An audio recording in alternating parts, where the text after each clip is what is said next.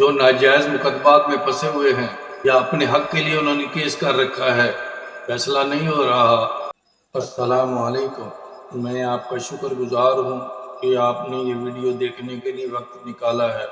اگر کسی نے آپ پر ناجائز کیس کر دیا ہے، آپ کے خلاف مقدمہ کر دیا ہے اور آپ اس میں بے قصور ہیں، یا آپ نے اپنے حق کے لیے کیس کیا ہوا ہے تو اس کا فیصلہ نہیں ہو رہا، تو آپ اس عمل کو توجہ اور یقین کے ساتھ کر لیں، اور جیسا میں نے طریقہ بتایا ہے اسی طریقے کے مطابق کریں۔ عمل شروع کرنے سے پہلے حسب توفیق صدقہ و خیرات لازمی کریں۔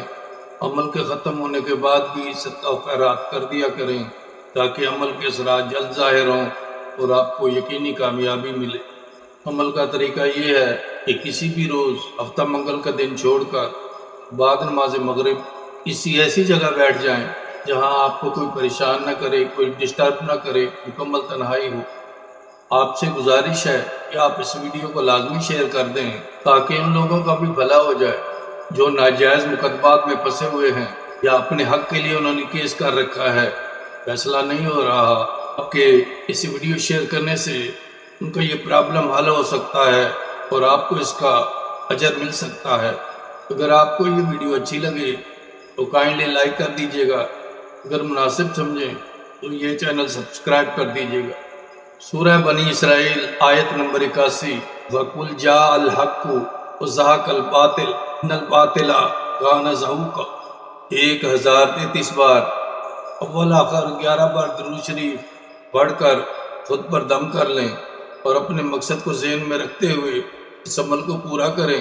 عمل کے خاتمہ پر اللہ پاک کے حضور دعا مانگ لیں کہ اے اللہ پاک، تو تو جانتا ہے میں بے قصور ہوں، مجھے ناجائز مقدمہ میں پھنسا دیا گیا ہے، یا اگر آپ نے کیس کر رکھا ہے تو کہیں کہ اللہ پاک میں نے اپنے حق کے لیے کیس کیا ہے، مجھ پر رحم فرما دے، میرے حق میں فیصلہ سنا دے۔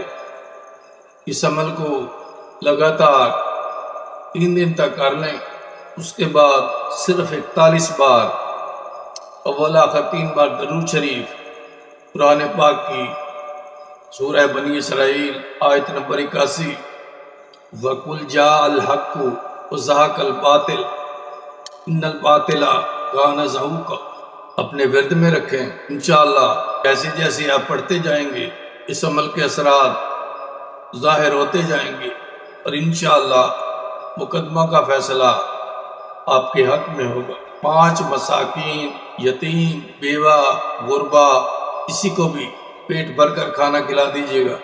میری دعا ہے کہ کھلتے پھولوں کی طرح سدا ہنستے مسکراتے رہیں۔